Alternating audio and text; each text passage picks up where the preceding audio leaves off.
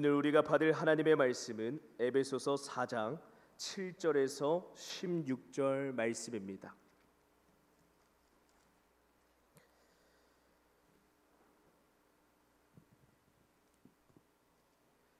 우리 각 사람에게 그리스도의 선물의 분량대로 은혜를 주셨나니 그러므로 이르기를 그가 위로 올라가실 때에 사로잡혔던 자들을 사로잡으시고 사람들에게 선물을 주셨다 하였도다. 올라가셨다 하였은즉 땅 아래 낮은 곳으로 내리셨던 것이 아니면 무엇이냐. 내리셨던 그가 곧 모든 하늘 위에 오르신 자니 이는 만물을 충만하게 하려 하심이라. 그가 어떤 사람은 사도로, 어떤 사람은 선지자로, 어떤 사람은 복음 전하는 자로, 어떤 사람은 목사와 교사로 삼으셨으니 이는 성도를 온전하게 하여 봉사의 일을 하게 하며 그리스도의 몸을 세우려 하심이라. 우리가 다 하나님의 아들을 믿는 것과 아는 일에 하나가 되어 온전한 사람을 이루어 그리스도의 장성한 분량이 충만한 데까지 이르리니 이는 우리가 이제부터 어린아이가 되지 아니하여 사람의 속임수와 간사한 유혹에 빠져 온갖 교훈의 풍조에 밀려 요동하지 않게 하려 함이라. 오직 사랑 안에서 참된 것을 하여 범사에 그에게까지 자랄지라. 그는 머리니 곧 그리스도라. 그에게서 온몸이 각 마디를 통하여 도움을 받음으로 연결되고 결합되어 각 지체의 분량대로 역사하여 그 몸을 자라게 하며 사랑 안에서 스스로 세우느니라. 이는 살아계신 하나님의 말씀입니다. 아멘. 이 시간 담임 목사님께서 나오셔서 부르심의 목적, 그의 범사에 그에게까지 자랄지라 라는 제목으로 말씀을 선포해 주시겠습니다.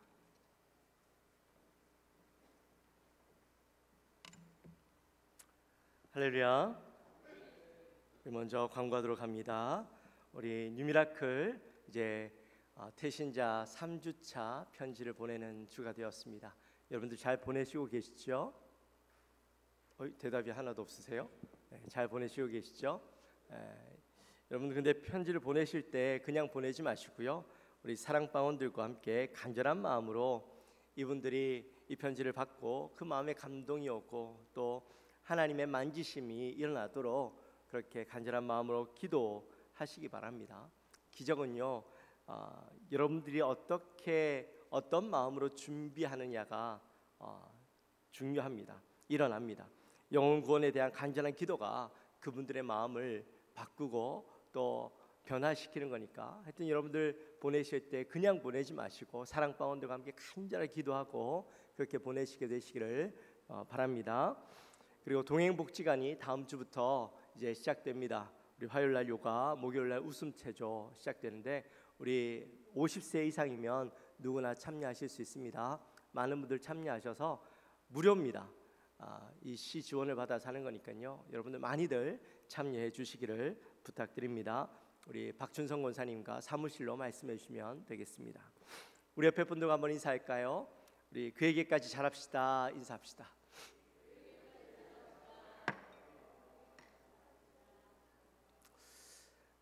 우리가 지난 시간에는 어떻게 구원을 얻게 되었고 어떻게 부르심을 받았는지 알았다면 그 부르심에 합당한 삶을 살아야 된다라고 했습니다.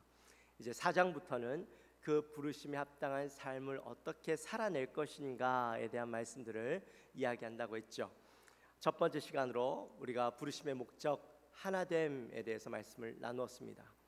예수 그리스도의 평안을 매는 줄로 우리를 연결해 주셨는데 우리가 그 안에서 참된 평안을 누리기 위해서 네 가지가 필요하다 했어요. 하나는 겸손, 또 온유, 오래 참음, 용납, 이 네 가지가 있어야 되는데 겸손은 뭐라고 했어요? 겸손은 스스로 낮추는 것, 나는 아무것도 아니다 라는 사실을 깨닫는 거라고 했습니다. 다음 온유는 뭐라고 했죠? 힘은 있지만 그 힘을 사용하지 않는 것, 함부로 사용하지 않고 극도로 절제하고 조절할 줄 아는 것, 그리고 오래 참음은 우리가 다른 말로는 인내다 했어요. 누구나 허물이 있고 결점이 있는데 그 허물과 결점들을 들춰내는 것이 아니라 참아주고 기다려주고 인내하는 것, 하나님께서 우리를 사랑하심으로 우리의 죄가 있음에도 불구하고 즉각적으로 우리를 심판하시는 것이 아니라 우리가 돌이킬 때까지 기다리고 참으셨던 것처럼 우리도 다른 누군가의 그 연약함, 결점들, 그런 것들을 참고 인내해 주는 것이다 라고 했어요. 마지막으로 용납 있죠. 용납은 있는 그대로를 인정해 주고 받아주는 것이다 했어요. 그 사람을 내가 이해하고 받아들이는 것이 아니라 우리는 이해할 수 없다 했어요. 그래서 그 사람이 있는 그대로를 인정해 주는 것, 그 자체로 인정해 주는 것이다 라고 했어요. 이 네 가지 성품을 우리가 잘 훈련하면 우리가 평안에 매는 줄, 평안의 줄로 인해서 온전히 하나 될 수 있다, 그렇게 나누었죠. 또 우리가 하나 되어야 되는 이유가 뭐냐? 바로 성부, 성자, 성령 하나님이 한 분이시기 때문이다 했어요. 예수 그리스도를 머리로 하는 교회, 그의 몸에 달려있는 우리이기 때문에 우리는 다 한 지체라는 거예요. 한 몸이라는 거예요. 그러니 우리는 하나가 되어야 되는 것이죠. 내 몸 안에서 하나가 되지 못하면 그것은 병들 수밖에 없고 온전할 수 없는 몸이 되는 것이죠. 또 성령님이 우리 모든 성도님들 안에 내주에 계신다 했어요. 우리 안에 계심으로, 한 성령이 모든 성도 안에 계심으로 우리는 하나다라고 했어요. 또 하나님도 모든 것이 그분으로 시작해서 그분 안에 존재하고 또 그분을 아버지로 모시는 자들은 모두 다 하나일 수밖에 없다라고 말씀을 나누었습니다. 또 더 중요한 것은 성부, 성자, 성령 이 세 분이 삼위일체로 계시기 때문에 우리는 그분도 하나로 계시는데 우리가 어떻게 나누어지고 갈라질 수 있겠냐는 것이죠. 그럼 우리는 모두 다 하나가 되어야 된다라고 말씀을 나누었습니다. 기억나시나요? 아멘. 자, 오늘은 부르심의 목적, 그에게까지 자라남에 대해서 함께 말씀을 나누려고 합니다. 질문 하나 하겠습니다. 여러분은 우리 교회가 몇 점짜리 교회라고 생각하십니까? 우리 영광교회는 몇 점짜리 교회인가요? 갑자기 질문을 하니까 당황스럽죠. 점수를 매기라 하니까 더 당황스럽죠. 우리 영광교회는 몇 점일까요? 50점, 70점, 90점, 100점, 100점? 할렐루야. 네, 그래요. 사실 교회에 점수를 매긴다라는 건 쉽지 않아요. 무엇을 기준으로 점수를 매겨야 하는가 하는 것도 어렵고, 내 그냥 느낌대로 점수를 매기는 것도 참 온전치 못하죠. 성도가 많고 교회가 크면 점수가 높고, 성도가 별로 없고 교회가 작으면 점수가 낮고, 이것도 아니고 담임 목사가 설교를 잘하면 점수가 높고 설교를 못하면 점수가 낮고, 뭐 이런 걸로도 점수 매기가 참 어렵죠. 여러분, 내 답은 간단해요. 우리 권사님 말씀하셨지만 모든 교회가 다 100점이에요. 너무 신시한가요? 그렇다면 왜 100점일까? 모든 교회는 크기와 상관없이, 어떤 것과 상관없이 100점짜리인데 하나님께서 교회를 허락하실 때 각 교회마다 100점짜리 교회로 다 예비하시고 준비해 놓으셨어요. 하나님께서 그 목적에 맞게, 그 부르심의 목적에 맞게 모든 교회를 세워주시고 거기에다가 성도들을 붙여주시고 그 성도들을 통하여서 교회가 100점짜리 교회가 될 수 있도록 모든 환경들을 허락해 주셨다라는 거예요. 그래서 교회들은 100점짜리일 수밖에 없어요. 교회의 사이즈하고 또 규모하고 그 교회 분위기하고 전혀 상관없이 하나님께서 모든 교회들마다 100점짜리로 허락해 주셨다라는 거예요. 우리 7절 말씀 같이 한번 읽어볼까요? 7절 말씀. 우리 각 사람에게 그리스도의 선물의 분량대로 은혜를 주셨나니. 아멘. 아멘. 말씀해 보니까 예수님께서 우리 각 사람들에게 하나님의 선물의 분량대로 은혜를 주셨다라고 말씀해요. 자, 여기에서 말씀하는 은혜는 뭘까요? 은혜. 우리 지금까지 은혜 하면 하나님께서 받을 자격이 없는 자들에게 거저 베풀어 주시는 것이 은혜다라고 했어요. 그래서 우리가 받을 자격이 없는 구원을 거저 받았기 때문에 그게 은혜다라고 이야기했죠. 네, 오늘 본문에 나와 있는 이 7절에 나와 있는 은혜는 좀 달라요. 미국 그레이스 채플에서 목회하시는 우리 존 메가더 목사님이 은혜를 두 가지로 나눠서 이야기하시는데, 하나는 구원의 은혜고 또 다른 하나는 섬김의 은혜다, 이렇게 말씀하셨어요. 구원의 은혜는 좀 전에 말씀드린 것처럼, 우리가 잘 아는 것처럼 죽을 수밖에 없던 우리가 예수 그리스도로 인하여서 거저 받은 것, 그게 구원의 은혜죠. 근데 섬김의 은혜는 뭐냐? 섬김의 은혜는 교회를 섬기도록 우리에게 은혜를 주셨다라는 거예요. 이것을 다른 말로는 은사라고 이야기하죠. 은사라는 말은 헬라어로 카리스마입니다. 많이들 들어보셨죠? 우리 카리스마라는 표현 자주 씁니다. 근데 어떨 때 카리스마라고 표현을 써요? 강하고 추진력이 있고 또 사람을 매료시킬 만한 능력을 가진 사람들을 향해 소리는 와, 저 사람 카리스마 있네 라고 그렇게 이야기하죠. 네, 원래 카리스마라는 말은 그런 의미는 아니에요. 원래 카리스마는 이 카라라는 말은 기쁨이라는 말이에요. 기쁨이 충만한 일, 어떤 일을 할 때에 기쁨이 가득하고 신나게 일하는 사람, 그 사람을 향해서 하는 말인데, 근데 일을 할 때 기쁨만 있으면 되는 게 아니라 그 사람에게 특별한 재능도 있어야 돼요. 남들보다 좀 뛰어난 재능이 있어야 돼요. 그 뛰어난 재능으로 기쁘게 일하는 것을 카리스마라고 이야기해요. 그게 바로 은사죠. 예수님께서 우리에게 은사를 주셨대요. 은사를 선물로 주셨는데 왜 예수님은 우리들에게 은사를 선물로 주셨을까? 이게 중요하죠. 예수님께서는 우리 각 사람들에게 은사를 주셨는데 왜 그 은사를 선물로 주셨을까? 9절과 10절 말씀 같이 한번 읽겠습니다.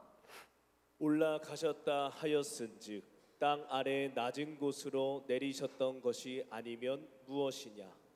내리셨던 그가 곧 모든 하늘 위에 오르신 자니 이름 만물을 충만하게 하려 하심이라. 아멘. 아멘. 오늘 말씀을 쭉 읽다 보면 9절과 10절 말씀을 읽으면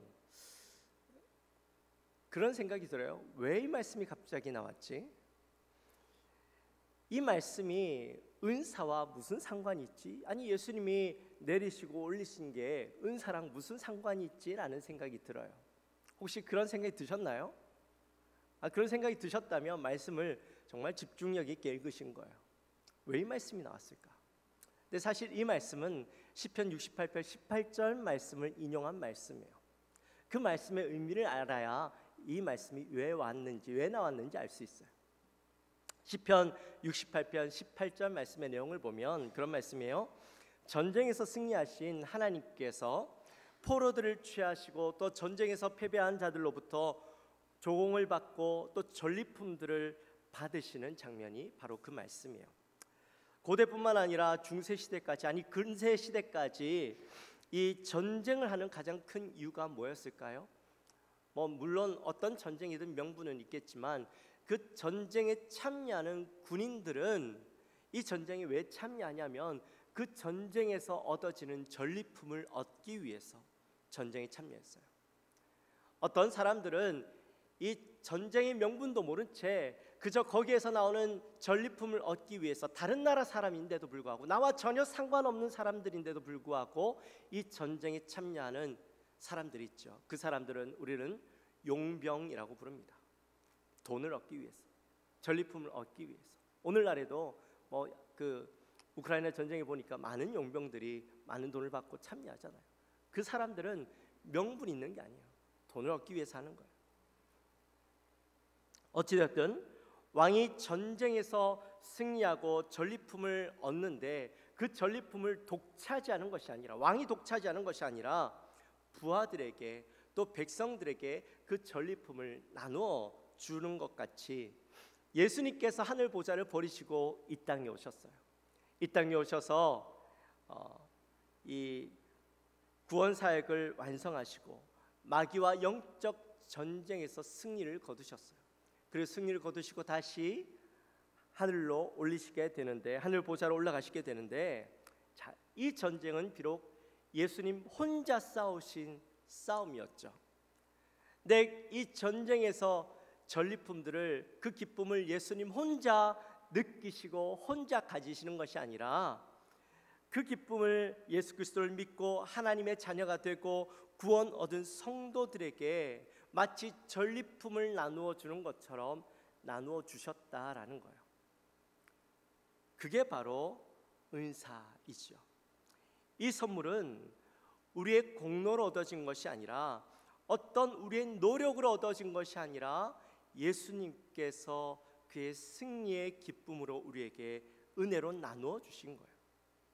여러분이 가지고 있는 은사, 내가 잘나서, 내가 뛰어나서 받은 게 아니라는 거예요.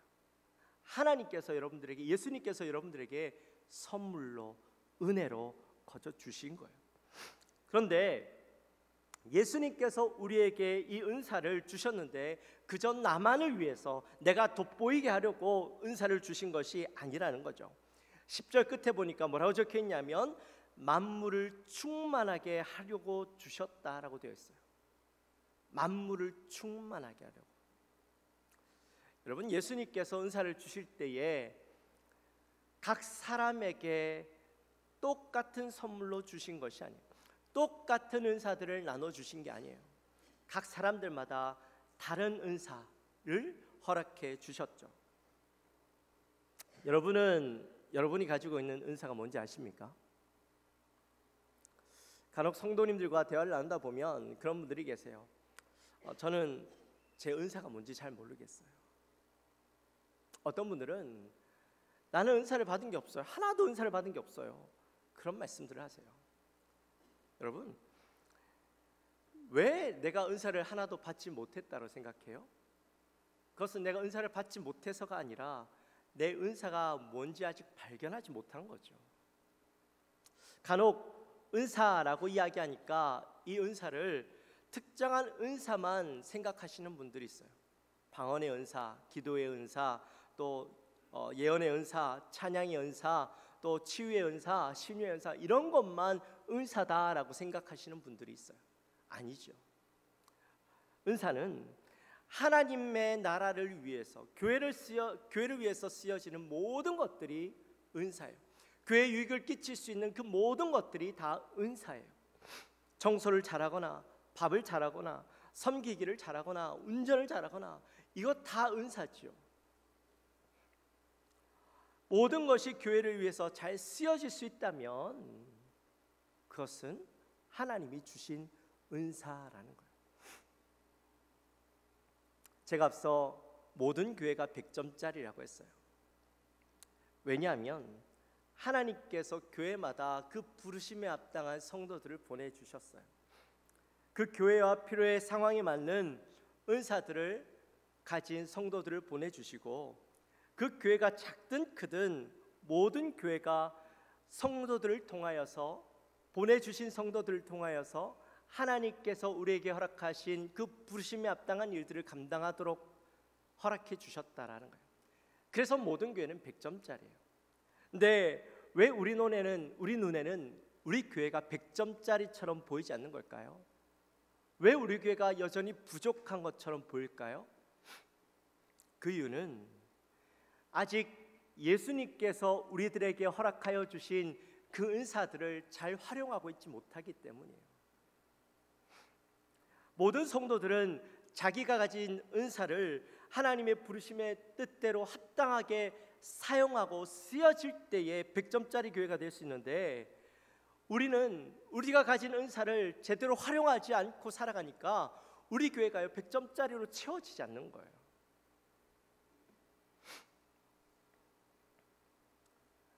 그래서 예수님께서는 먼저 교회에 특별한 부르심을 가지고 은사를 받은 자들을 우리에게 보내주셨어요. 그게 바로 11절 말씀이에요. 11절 말씀 같이 읽겠습니다. 그가 어떤 사람은 사도로, 어떤 사람은 선지자로, 어떤 사람은 복음 전하는 자로 어떤 사람은 목사와 교사로 삼으셨으니. 아멘. 교회들을 위해서 특별한 부르심을 받은 자들을 우리에게 보내주셨는데 그들이 바로 사도와 선지자와 또 복음 전하는 자와 교회와 교사들이죠. 자, 사도는 어떤 사람들이에요? 예수님을 직접 목격한 사람들, 예수님으로부터 가르침을 받은 사람들을 우리는 사도라고 부릅니다. 초대교회 이 사도들은 교회가 세워지지 않은 곳에 가서 또 교회가 세워진 곳에 가서 그곳에서 예수님이 우리에게 가르쳐 주신 말씀들을, 그가 들은 말씀들을 그대로 전하는 자들이었죠. 그래서 사도는 오직 예수님의 제자들과, 우리가 신약 성경을 통해서 계속해서 읽고 있지만 바울이 바로 이 사도라고 부름을 받게 됩니다. 그리고 선지자는 하나님의 말씀을 대언하는 자들이죠. 초대교회 당시에는, 구약시대에는 많은 선지자들이 있었고 초대교회 당시에도 이 선지자들이 있었는데 하나님의 특별한 계시의 말씀을 듣고 전하는 자들이 있었어요. 우리 빌립의 4명의 딸들이 있었고 또 아가보, 안나 선지자, 이런 자들이 있었죠. 근데 이 사람들은 무턱대고 예언하고 하나님의 말씀을 전한 게 아니라 교회의 복음의 테두리 안에서 또 교회의 질서 안에서 그들이 예언을 행했습니다. 근데 오늘날에는 더 이상 이 사도와 선지자들은 존재하지 않아요. 말씀이 이미 완성되었기 때문에 이 시대에는 더 이상 사도와 선지자들은 없어요. 세 번째로는 복음 전하는 자가 있죠. 복음 전하는 자는 믿지 않는 자들에게 복음을 전하는 자들입니다. 예수를 믿을 수 있도록 돕는 자들, 우리는 이들을 향해서 복음 전도자 또는 선교사라고 부르지요. 오늘날에는요, 이 복음 전하는 자들 이 다양한 곳에서 활동합니다. SNS나 유튜브에서도 활동합니다. 그들이 많은 젊은이들이, 많은 사람들이 이 움직이는 것, 눈에 띄는 곳에 가서 예수 그리스도의 복음을 전하고 예수 그리스도의 그 사랑을 알리는 일에 힘쓰는 자들, 그래서 우리는 그들을 향해서도 선교사다라고 부르죠. 또 네 번째는 목사와 교사입니다. 여기에 보면 이 목사와 교사를 따로 떼어놓고 이야기하는 것이 아니라 사실은 한 사람을 이야기해서 한 사람을 놓고 이야기하는 것이죠. 목사는 교회를 섬기고 또 가르치는 일을 하기 위해서 부른 자라는 거예요.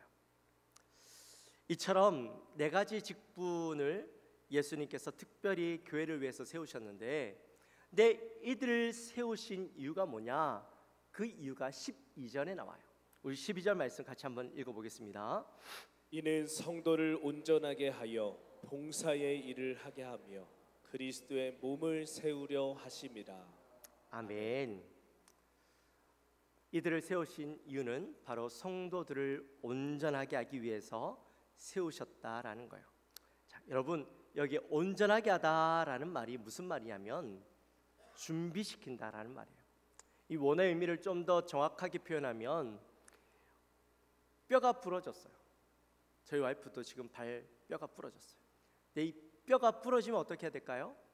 이 팔이나 아니면 다리 뼈가 부러지면 어떻게 해야 돼요? 다시 맞춰야 되죠. 원래 자리로 돌아갈 수 있도록 붙이거나 이 부러진 뼈가 다시 그 제 역할을 할 수 있도록 갖다 놓는 것, 그것을 의미해요. 그래서 사람이 움직일 수 있도록 준비시킨다라는 말이에요. 목사는 성도들을 말씀으로 양육하고 가르쳐서 그 부르심에 합당한 자리에 설 수 있도록 그들을 왜 부르셨는지, 그리고 그들에게 왜 이곳에 보내셨는지 깨닫게 하고 그들을 사역할 수 있도록, 교회를 위해서 봉사할 수 있도록 준비시키는 자라는 거예요. 이제 복음의 확신도 오늘까지 하면 이제 모든 교육이 끝이 나요. 8주 동안 이 복음의 확신을 통해서 함께 배웠는데 사실 이번에는 8주가 금방 지나가더라고요. 근데 이 복음의 확신을 하고 난 많은 분들이, 대부분의 분들이 좋았다고, 정말 재밌었다고, 또 유익한 시간이었다라고 말씀하시는 것을 봤어요. 네, 늦은 시간에 또 배우고 암송하고 힘이 들죠. 그런데도 불구하고 왜 우리 교회는 모든 성도님들을 향해서 이 배움의 자리로, 제자 훈련의 자리로, 또 새벽기도 함께 다 같이 일어나서 큐티하자고 왜 이렇게 부르짖고 여러분들을 귀찮게 하는 걸까요? 바로 우리가 이 훈련을 통해서 하나님이 우리를 부르신 목적과 그 부르심에 합당하게 사역하고 감당하며 살아가도록 여러분들을 일깨우기 위해서 하는 것이죠. 그렇게 우리가 훈련받고 교회를 세우는 일에 함께 세워가다 보면 13절 말씀 우리 같이 한번 읽겠습니다. 다 하나님의 아들을 믿는 것과 아는 일에 하나가 되어 온전한 사람을 이루어 그리스도의 장성한 분량이 충만한 데까지 이르리니. 아멘. 아멘. 우리가 그렇게 우리의 부르심을 깨닫고 그 일을 위해서 함께 섬기며 봉사하며 교회를 세우다 보면 우리는 자연스럽게 예수님의 그 장성한 분량에까지 이르게 된다라는 거예요. 이 말은 다른 말로 이야기하면 예수님을 닮아간다라는 말이죠. 15절 말씀에도 거기 보니까 비슷한 표현이 나와요. 거기에 뭐라고 되어 있어요? 범사에 그에게까지 자랄지라. 똑같은 표현이죠. 그에게까지 자라라 말씀하고 있어요. 사실 우리는 예수님을 가까이 대하고 예수님의 말씀을 깨닫고 한다고 해도요, 우리는 예수님과 똑같아질 수는 없어요. 하지만 우리가 예수님을 알아가고 예수님을 위해서 일하고 섬기다 보면 우리 안에 어떤 변화가 일어나냐면 예수님의 마음을 알게 되고 예수님을 늘 묵상하다 보니까 예수님을 자연스럽게 닮아가는 거예요. 여러분, 부부가요 함께 지내다 보면 처음에는 너무나도 다른 사람 같고 내가 이 사람과 평생 살 수 없을 것 같았는데 살다 보니까 어떻게 돼요? 그놈이 되어지는 거죠. 똑같아져요. 닮아가요.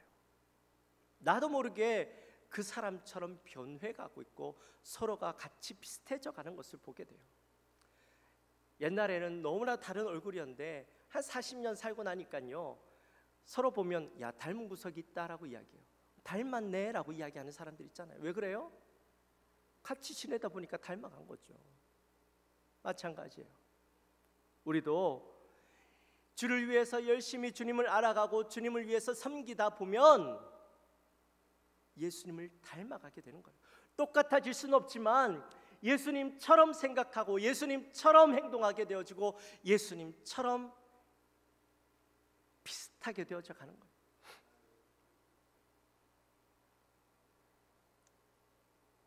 교회는 어찌되었든 말씀으로 충만하여서 예수님이 이 교회에 계신 것처럼 그리스도로 충만해지도록 해야 되는 거예요. 그러면 사탄이 우리를 끊임없이 공격하고 우리를 유혹하고 흔듭니다. 그럴 때에 우리는 예수님을 닮아가면, 믿음이 예수님 가까이 자라나면 아무리 마귀가 우리를 흔들고 우리를 유혹하고 우리를 넘어뜨리려고 해도 넘어지지 않게 되어지는 거예요. 왜냐하면 예수님을 닮은 믿음의 뿌리가 단단하게 세워져 있기 때문에. 교회는 모두가 다 연결되어 있다 했어요. 기억나시죠? 예수 그리스도를 모퉁이돌로 하고 모든 성도들이 하나로 연결되어 있다 했어요. 여러분, 내가 왜 잘 서야 되는지 아십니까? 내가 왜 예수님을 닮아가야 되는지 아십니까?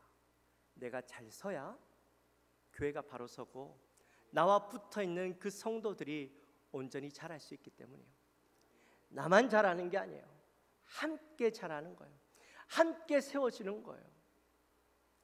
내 은사만 가지고 교회가 세워지는 것이 아니라 내가 받은 은사와 또 옆에 받은 사람들의 그 은사가 함께 힘을 합하여 교회를 온전히 세워갈 때에 참된 교회로 세워갈 수 있는 것이죠. 그러므로 우리는 예수님의 모습을 닮아가고 그의 믿음에 이르기까지 자라나야만 하는 거예요. 그러면 우리 교회는 100점짜리 교회, 은사를 주신 목적에 맞게 교회를 세워가게 되는 겁니다. 이제 말씀을 마칩니다. 사랑하는 성도 여러분, 우리 교회는 이미 100점짜리 교회예요. 예수님께서 우리를 100점짜리 교회로 허락해 주셨어요. 그런데 이미 예수님께서는 우리 교회를 100점짜리로 허락해 주셨지만 완전한 100점짜리는 아니죠. 우리가 완전한 100점짜리 교회가 되려면 모든 성도님들이 각자에게 허락하여 주신 은사를 깨닫고 그 은사를 교회를 위해서 섬김으로 봉사로 쓰여질 때, 온전하게 쓰여질 때에 우리 교회는 100점짜리 교회가 되는 것입니다. 나 하나쯤이야 아니라는 생각을 버리고 나를 부르심의 목적과 나의 은사를 깨닫고 훈련을 통해서 온전하게 되어지고 교회를 세우는 일에 온전하게 함께 힘을 모을 때에 우리는 함께 자라나서 모두가 함께 그리스도의 장성의 분량에 이르기까지, 또 우리가 예수님을 닮은 그 모습까지 세워지게 되는 것입니다. 그리스도에게까지 자라나는 우리 모든 성도님들이 되어지시기를 주님의 이름으로 축원합니다. 흔들리지 않는 믿음과 신앙을 통해서 나뿐만 아니라 모든 성도들이 하나가 되어서 함께 자라나고 함께 그리스도가 원하시는 기대하시는 교회로 세워가는 우리 모든 성도님들이 되시기를 주님의 이름으로 축원합니다. 우리 옆에 분들을 한번 바라보면서 고백할까요? 그리스도에게까지 자라나서 100점짜리 교회 한번 세워봅시다. 한번 고백합시다. 그리스도에게까지 자라나서 100점짜리 교회 한번 세워봅시다. 그래요. 우리 오늘 이후에 또 간증도 있고 해서 바로 기도하고 마치도록 하겠습니다. 하나님 아버지 감사합니다. 저희들을 사랑하시고 오늘 귀한 또 말씀을 통하여 은혜를 나누게 하시니 감사합니다. 하나님께서 우리 교회를 100점짜리 교회로 세워주셨는데 우리의 눈에는 100점짜리처럼 보이지 않는 이유는 바로 우리를 부르신 그 목적에 따라 온전히 세워지지 않았고 우리에게 허락하여 주신 그 은사를 잘 사용하지 않았기 때문이라고 말씀합니다. 하나님, 우리가 은혜로 허락하여 주신 그 은사를 나를 위해서 쓸 것이 아니라 그 은사를 묵혀두며 지낼 것이 아니라 주를 위해서 온전하게 쓸 수 있는, 그래서 함께 교회가 세워가고 하나님이 원하시는 교회로 세워가는 우리 모든 성도님들 되게 하여 주옵소서. 그래서 100점짜리 교회, 모두가 인정할 수 있는 100점짜리 교회로 함께 만들어 나갈 수 있도록 은혜를 허락하여 주옵소서. 감사합니다. 예수님의 이름으로 기도하옵나이다. 아멘.